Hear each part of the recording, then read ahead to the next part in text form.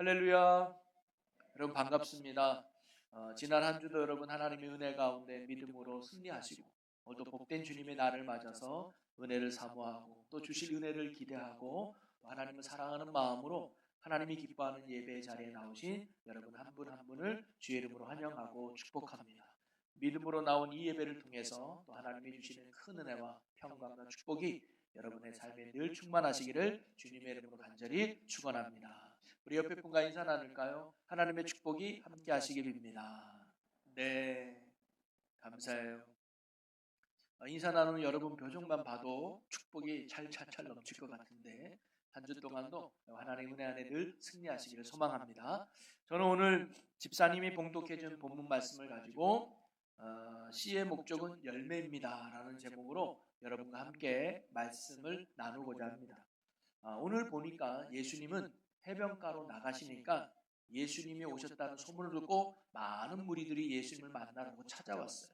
그리고는 예수님이 한 배에 올라가서 말씀을 가르치기 시작하셨습니다.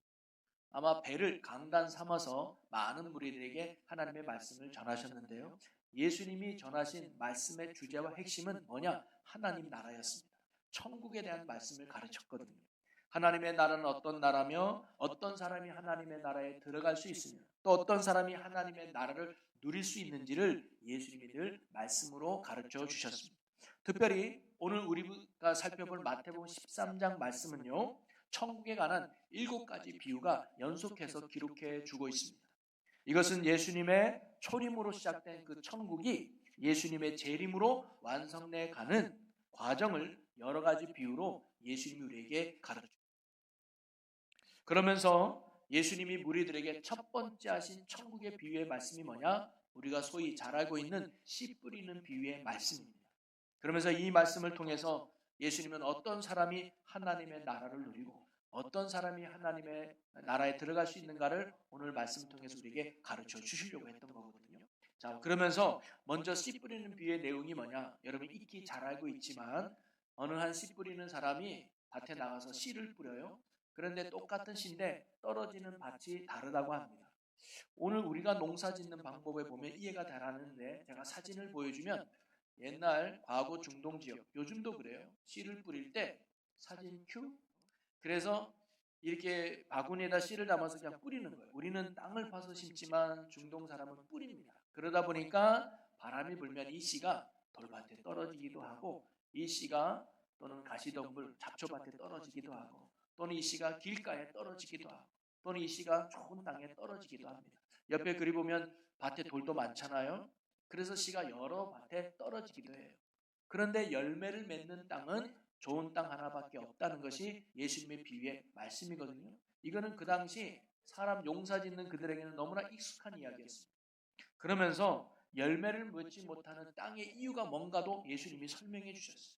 길가에 떨어진 씨는 새들이 와서 그 씨를 주워 먹기 때문에 열매를 못 먹고 돌밭에 떨어진 씨는 뿌리는 내리지만 뿌리가 얕아서 금방 햇빛에 말라 죽어서 열매를 못 맺고 또 가시덤불 밭에 떨어진 씨는 제법 뿌리도 내리고 줄기도 자라지만 가시덤불이 기운을 막아서 더 이상 자라지 못해서 열매를 맺지 못한다라고 예수님이 말씀하시는 거예요.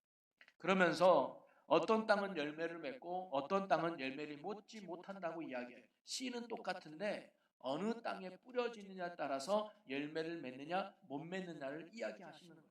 그러면서 어찌 보면 이 비유의 핵심은 씨에 있는 것이 아니라 씨를 담고 있는 밭이 어떤 밭이냐가 더 중요하다는 것을 예수님이 가르쳐 주는 거죠. 그러면서 이 말씀이 갖는 의미가 무엇인지 제자들이 궁금했습니다. 그래서 예수님이 따로 계실 때 제자들이 묻죠. 예수님 이 비유가 어떤 의미입니까? 그랬더니 예수님께서 이 비유의 해석을 오늘 읽은 18절에서 23절까지 해주시는 말씀입니다. 그러면서 예수님은 먼저 이 비유가 상징하는 것이 무엇인지 우리에게 가르쳐 줬는데요. 19절에 보면 이런 말씀이 나오죠. 아무나 천국 말씀을 듣고 깨닫지 못할 때는 이라는 표현이 나옵니다. 즉 예수님이 말씀하신 이 씨는 뭐냐면 천국 복음의 말씀이라는 거예요. 이 말씀이 씨인데 그러면 이 씨가 밭에 뿌려질 때 이 밭은 뭐냐? 바로 그 말씀을 듣는 우리의 마음이라는 겁니다. 그래서 동일한 말씀이 선포되어지고 동일한 말씀이 전해지지만 그 말씀을 받아들이는 우리의 마음이 어떠냐에 따라서 그 말씀이 열매를 맺느냐 그 말씀이 능력이 되느냐가 나타난다는 거예요. 그러면서 예수님이 말씀하신 이 열매는 뭐냐? 그 열매가 바로 하나님의 나라를 의미하죠. 하나님의 통치와 다스림을 통해 주시는 구원과 은혜와 축복의 삶을 말하는 겁니다. 하나님으로 인하여 내 삶이 변화돼요. 하나님에 의하여 내 삶이 축복된 삶을 누리는 게 열매예요. 그 열매는 뭐냐? 바로 내게 주어진 복음의 말씀이 내가 어떠한 마음으로 받아들이느냐, 그게 중요하다는 거예요. 예수님이 당시 전한 천국 복음의 말씀은 단순히 듣게 하는 데 목적이 있는 게 아니고 알게 하는 데 목적이 있는 것이 아니라 그 말씀을 통해서 그들이 생명을 얻고 하나님 나라 백성으로 살아가는 구원의 열매를 맺는 데 있었다는 사실. 씨를 뿌리는 목적이 열매를 거두는 데 있는 것처럼 예수님이 선포하신 말씀의 목적도 그 말씀을 통해서 우리가 구원받고 우리가 하나님의 나라를 누리는 데 있었다는 사실입니다. 그리고 이러한 구원과 축복의 열매를 맺음에 있어서 중요한 건 뭐냐면 말씀을 대하는 우리의 마음, 말씀을 대하는 우리의 자세가 중요하다고 예수님이 가르쳐 주시는 거거든요. 그러면서 오늘 비유는요, 예수님을 전혀 모르는 사람들에게 하신 말씀이 아니었습니다. 예수님을 따르는 사람들, 말씀을 듣고자 하는 무리들을 향해서 예수님이 하신 말씀이었다는 거예요. 이는 오늘날 불신자에게 하신 말씀이 아니라 교회를 나와서 말씀을 듣고 소위 신앙생활을 하고 있는 성도들에게 주신 말씀이라고 볼 수 있습니다. 그래서 어떻게 보면 교회 안에 성도들에게도 네 가지 마음의 밭이 있다고 예수님이 가르쳐 주는 것 같아요. 자, 그러면서 오늘 이 말씀을 살펴보면서 오늘 저와 여러분은 어떤 마음으로 말씀을 대하고 있는지, 어떤 마음밭의 성도인지를 살펴보면서 나아가서 우리가 하나님의 말씀이 주어졌을 때 우리가 그 말씀을 통해서 열매를 맺는 축복의 인생을 살아갈 수 있는 은혜가 저와 여러분에게 있기를 주님의 이름으로 간절히 축원합니다. 자, 첫 번째 예수님께서 가르쳐 주는데 길가와 같은 마음이 있다는 거예요. 자, 이 말씀에 대해서 예수님은 어떻게 해석하셨느냐? 19절 말씀을 다시 한번 읽어보겠습니다. 시작. 아무나 천국 말씀을 듣고 깨닫지 못할 때는 악한 자가 와서 그 마음에 뿌려진 것을 빼앗나니 이는 곧 길가에 뿌려진 자요. 뿌려진 자요. 여러분, 길가와 같은 마음을 가진 성도는 열매를 맺지 못하는데 그 이유를 두 가지로 볼 수 있습니다. 하나는 뭐냐면 길가라는 것은 사람이 밟고 가서 길이 딱딱하다는 거잖아요. 즉 그 마음이 굳어서 딱딱하기 때문에 말씀이 들어가지 못하는 거예요. 우리 지난주 말씀에서 서기관들과 바리새인들이 예수님의 말씀을 듣고도 또는 기적을 보고도 그들이 전혀 예수님을 믿지 않으려고 했다고 했잖아요. 그래서 또 다른 표적을 보여달라고 요구했어요. 그 이유는 뭐냐면 그들의 마음이 굳었기 때문에 전혀 예수님의 말씀이 받아들이려고도 하지 않았던 것이죠. 바로 길가와 같은 마음의 성도는요, 말씀은 듣지만 말씀에 대한 사모함도 없고 간절함도 없고 믿으려고도 하지 않는 불신의 마음이 바로 길가와 같은 마음의 성도라는 거예요. 그러다 보니까 말씀이 딱 뿌려져도 악한 자가 와서 이 말씀을 빼앗아가기 때문에 말씀의 열매가 없다는 거예요. 그래도 말씀이 계속 길가에 있고 내 마음에 있으면 언젠가 서서히 말씀이 내 마음에 심어지지 않겠습니까? 그런데 그 기회를 마귀가 빼앗아가 버린다. 그래서 들은 말씀을 내 마음에 품기 전에 우리가 잊어버리게 된다는 거죠. C.S. 루이스 목사님이 쓰신 악마의 편지라는 책이 있는데 왕 마귀가 조카 마귀에게 쓰는 편지의 내용을 담고 있습니다. 거기에 사탄의 전략이 아주 투명하게 나타나 있는데요. 그 중에 이런 이야기가 있습니다. 어느 날 영국에서 아주 사회적으로 존경받는 노신사 한 분이 계셨는데 그가 도서실에 갔습니다. 그리고는 그는 우연히 기독교 관련된 책을 하나 찾아서 읽기 시작했습니다. 그랬더니 그가 그 책을 읽다가 소위 은혜를 받게 돼요. 감동을 받습니다. 그러면서 나도 이제 예수를 한번 믿어봤으면 좋겠다. 제대로 나도 한번 신앙 생활을 했으면 좋겠다. 내 일생이 이제 얼마 남지 않았는데 하나님 앞에 설 준비를 해야 되겠네 라는 마음의 도전을 받으면서 숙연한 생각이 든다는 거예요. 그러면서 나도 이제 새로운 인생, 믿음의 삶을 살아봐야지라는 결단과 생각을 마음에 품게 됩니다. 여러분, 이 생각은 참으로 중요한 생각이죠. 이 생각이 행동을 만들어내는 거 아닙니까? 그래서 이 생각이 이 사람의 운명을 바꿀 수도 있고 인생을 바꿀 수도 있는 아주 중요한 생각이었죠. 자, 그런데 이렇게 진지한 생각을 하고 있는데 갑자기 머릿속에 무슨 생각이 나냐면 점심시간이 다 됐네? 밥 먹어야지 라는 생각이 드는 거예요. 그래서 책을 덮어두고 도서관을 나옵니다. 그리고는 밥을 먹어야 되는 생각에 식당에 들어가서 밥을 먹죠. 그리고 밥을 다 먹고 나니까 이제 배도 부르고 나른해지니까 식곤증도 오는 거예요. 그러면서 도서관에 가기가 귀찮아지는 거예요. 책을 다시 읽기가 귀찮아진 거예요. 그러면서 아이고 인생이 다 그런 거지 뭐 나라고 뭐 특별하게 이 나이가 돼서 무슨 또 다른 도전을 하고 새로운 인생을 살아가겠냐, 그냥 지금처럼 살아가지 뭐, 이런 마음을 먹고 다시 버스를 타고 집으로 돌아왔다는 거예요. 돌아올 때 그에게는 아무런 일이 일어나지 않았죠. 어떠한 결단도, 어떠한 각오도, 어떠한 변화도 그에게는 일어나지 않았습니다. 자, 그때 악마가 이 버스를 타고 집에 돌아오는 이 노신사 뒤에서 회심의 미소를 짓고 있다는 내용의 이야기예요. 바로 이것이 사탄이 노신사에게 뿌려진 말씀을 빼앗아 먹은 것. 그런데요, 오늘날 교회 안에도 이런 성도들이 있다는 거예요. 주일날 되면 교회에 나옵니다. 그리고 함께 예배를 드립니다. 그리고 말씀도 들어요. 그런데 뭐냐면 말씀에 대한 사모함이 없습니다. 말씀에 대한 간절함을 가지고 나온 게 아니에요. 말씀을 믿으려고, 내 인생이 변화되려고 사모함으로 예배에 나오고 말씀을 들으러 나오는 게 아니라 그냥 형식적으로 나오는 거예요. 그게 길가와 같은 마음이 굳은 성도의 모습이죠. 자, 그런데 그래도 계속 듣다 보면 어느 때에 말씀이 내 마음에 느껴질 때가 있지 않겠습니까? 오늘은 목사님 말씀이 좀 맞는 것 같네? 일리가 있는 것 같네? 정말 하나님이 능력의 분이라면 나도 한번 기도해 볼까? 나도 한번 신앙생활 제대로 한번 해볼까?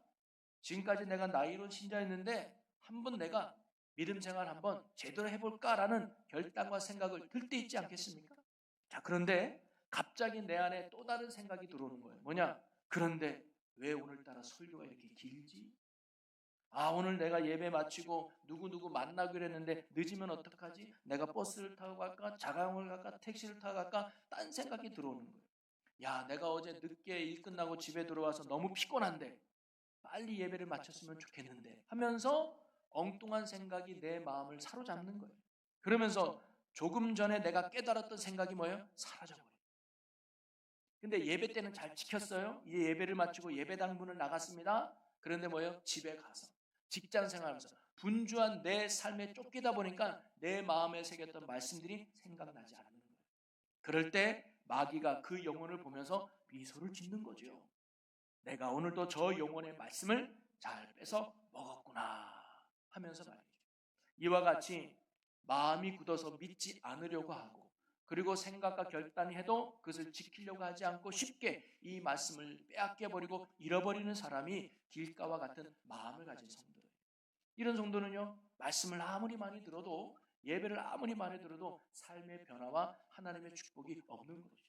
또 돌과 같은 마음의 성도가 있다거나, 예수님은 오늘 이 말씀을 해석하면서 20절과 21절에 이렇게 말합니다. 함께 읽겠습니다. 돌밭에 뿌려졌다는 것은 말씀을 듣고 즉시 기쁨으로 받되 그 속에 뿌리가 없어 잠시 견디다가 말씀으로 말미암아 환난이나 박해가 일어날 때에는 곧 넘어지는 자요. 자, 이 사람은요, 말씀을 주어지면 기쁨으로 받아요.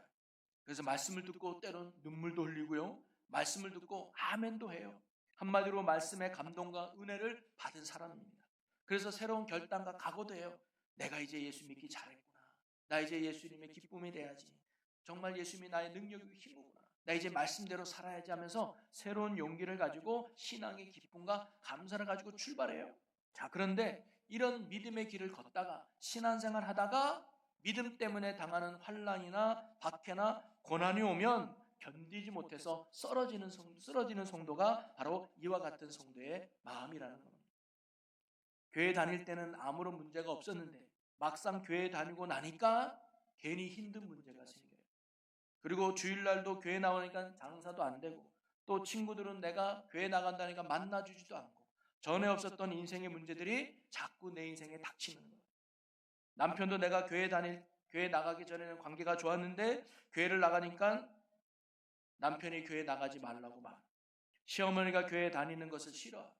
회사 사람들도 교회 다니는 것을 불편하면서 아이고 내가 당분간 교회 나가는 게 어려울 것 같아요 하면서 교회를 떠나가는 사람들이 있죠.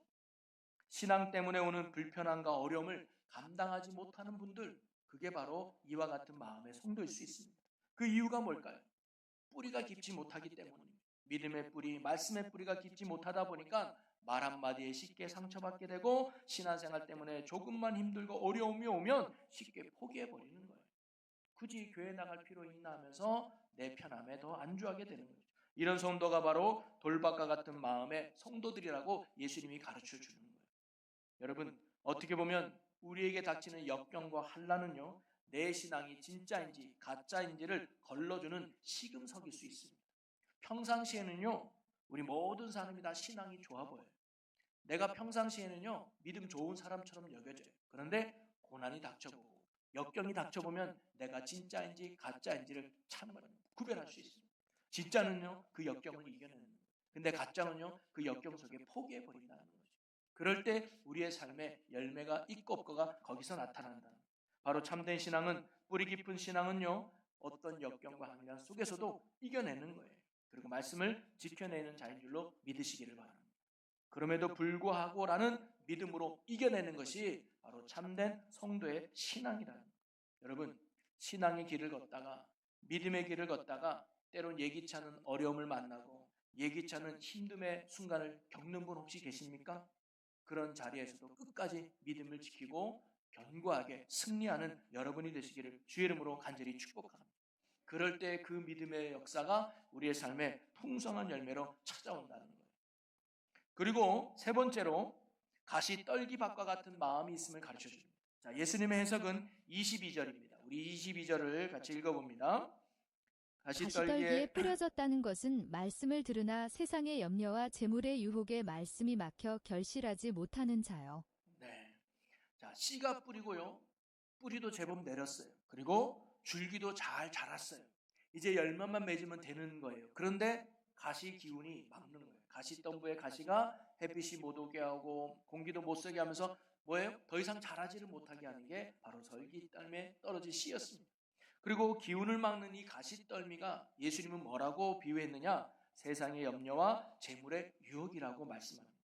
앞에 나오는 돌박과 같은 마음은요, 외부의 핍박과 박해를 견디지 못해서 신앙을 포기해버리는 겁니다. 그런데 이 가시떨기와 같은 밭의 마음은요, 내면의 욕심 때문에 결실치 못하고 내 신앙을 포기해버리는 거예요. 이 가시떨기 마음의 성도도요, 말씀의 열정과 사모함이 아주 간절합니다. 말씀에 관심도 있고 말씀에 대한 사모함과 열정도 있어요. 그래서 제법 뿌리도 내려요. 그리고 줄기도 잘 자라요. 누가 봐도 신앙생활 잘하는 사람이에요. 그런데 세상의 염려 때문에, 세상의 재물의 유혹 때문에 끝까지 이 말씀을 지키지 못하고 도중에 신앙을 포기하거나 더 이상 자라지 못하는 성도의 모습을 예수님이 이렇게 말씀하신 것이죠.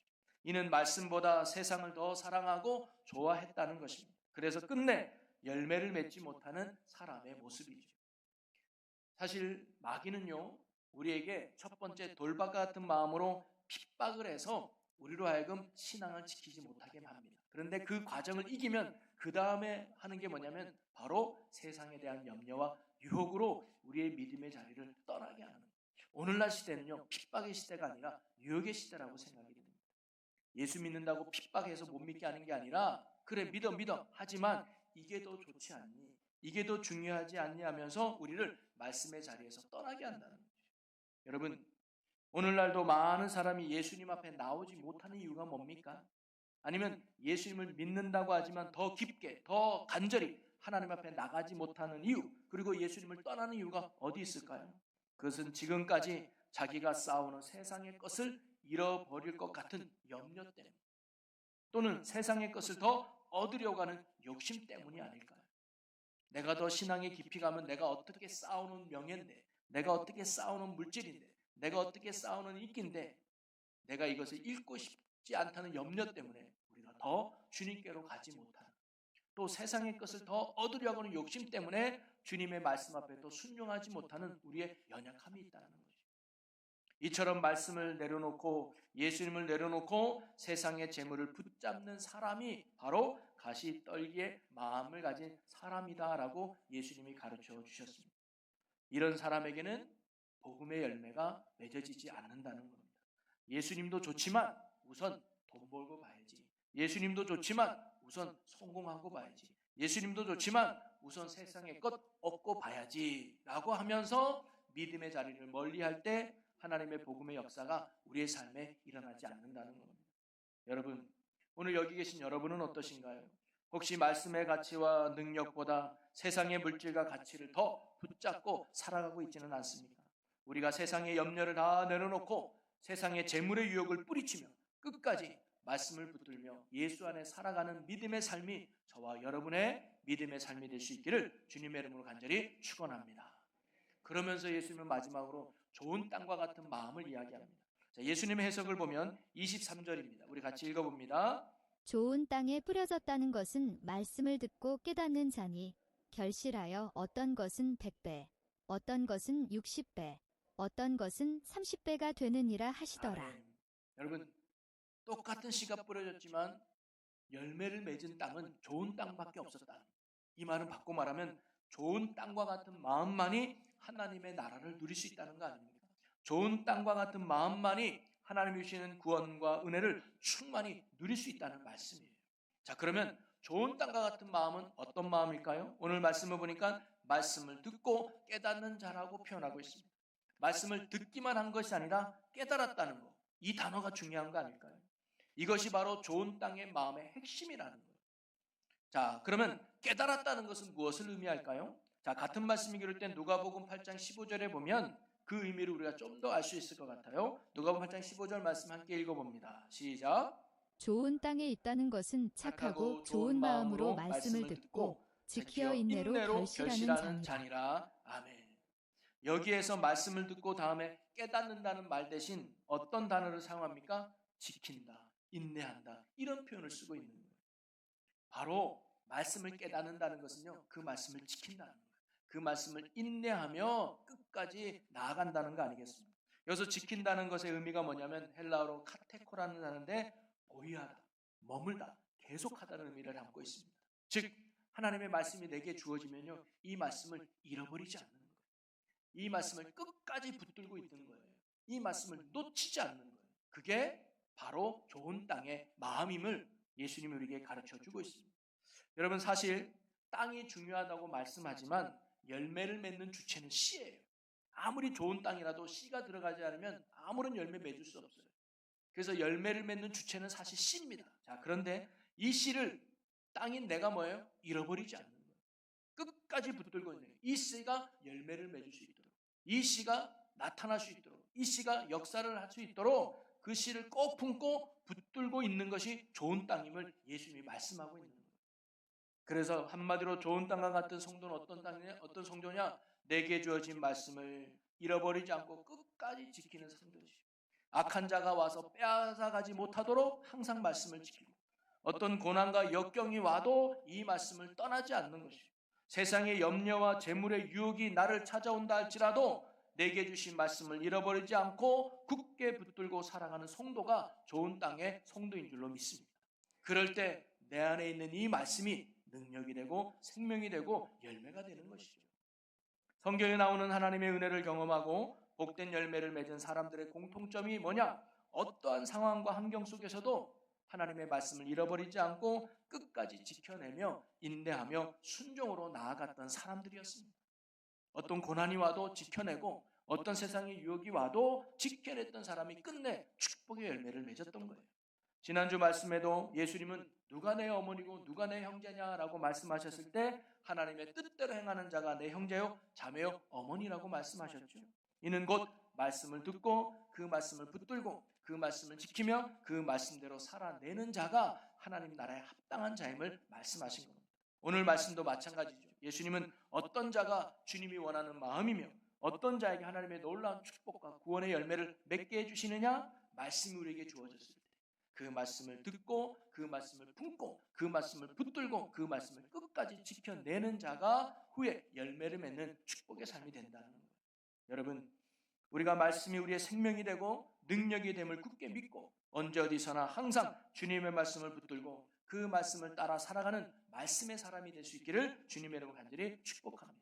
그럴 때 내게 주어진 그 말씀이 우리의 삶에 100배, 60배, 30배 열매를 맺는 축복의 인생으로 인도해 주실 줄로 믿습니다.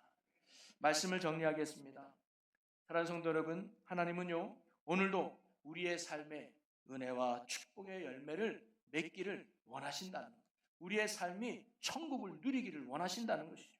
그리고 그 열매의 능력은 우선 씨가 되는 말씀에 있는 줄로 믿습니다.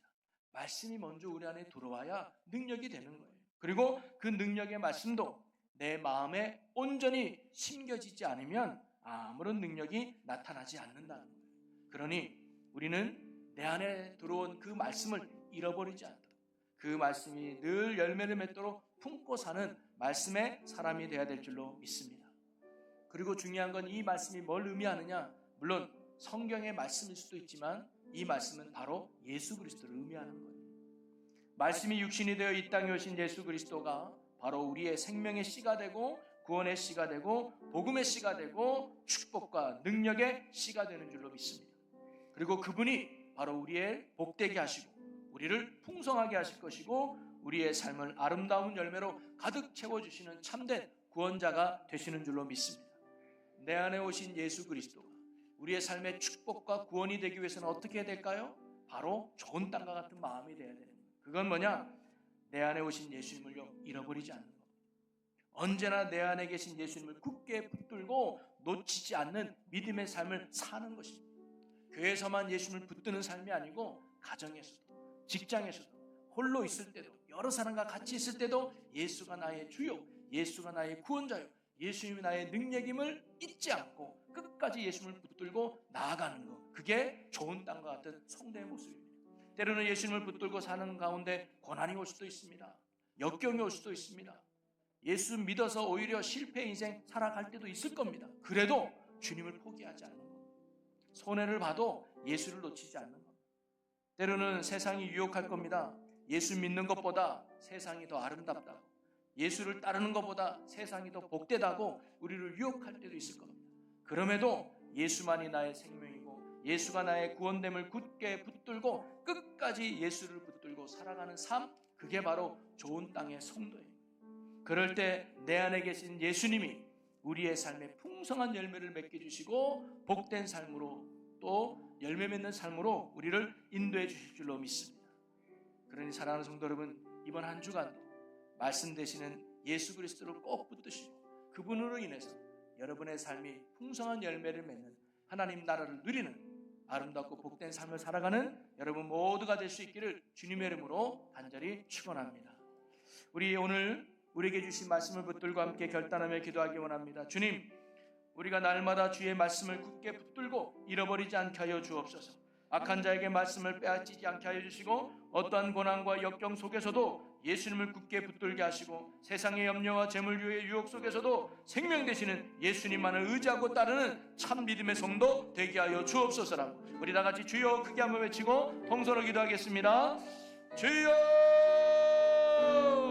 할렐루야. 사랑과 은혜가 풍성하신 아버지 하나님, 오늘도 우리에게 귀한 말씀을 주심을 감사합니다. 하나님, 우리가 들은 걸로 끝나지 않게 하여 주시고 그 들은 말씀을 깨닫는 자가 되게 하시고 그 말씀을 지키는 자가 되게 하시고 그 말씀을 인내하는 자가 되게 하여 주옵소서. 어떤 고난이 와도 어떤 역경이 와도 예수를 잃어버리지 않게 하여 주시고 어떤 세상의 유혹이 온다 할지라도 나는 예수뿐임을 고백하며 예수 안에 예수만을 붙들고 살아가는 신실한 믿음의 자들 되게 하여 주옵소서. 그라여 좋은 땅과 같은 성도가 되어 하나님이 주시는 30배, 60배, 100배의 열매를 맺어 하나님의 영광을 나타내며 주의 의를 이루어가는 축복의 자녀들 되게 하여 주옵소서. 주여, 오늘 이 아침에 우리에게 믿음을 주셔서 예수를 잃어버리지 않기 원합니다. 예수 위에 살기 원합니다. 굳게 살기 원합니다. 말씀 위에 살기 원합니다. 잃어버리지 않기 원합니다. 어떠한 것들도 악한 자에게 이 말씀을 빼앗기지 않게 하여 주시고 고난과 역경 속에서도 이기게 하시고 어떤 유혹 가운데도 예수님을 잃어버리지 않는 예수 중심의 삶을 살아가는 저희들 되게 하여 주옵소서. 아멘. 주님 감사합니다. 인도하여 주옵소서. 할렐루야. 사랑과 은혜가 충만하신 하나님 아버지, 혹시 우리가 길가와 같은 성도는 아니었습니까? 돌밭과 같은 성도는 아니었습니까? 가시밭과 같은 성도는 아니었습니까? 이제 우리가 좋은 땅과 같은 성도로 살아가는 저희들 되게 하여 주옵소서.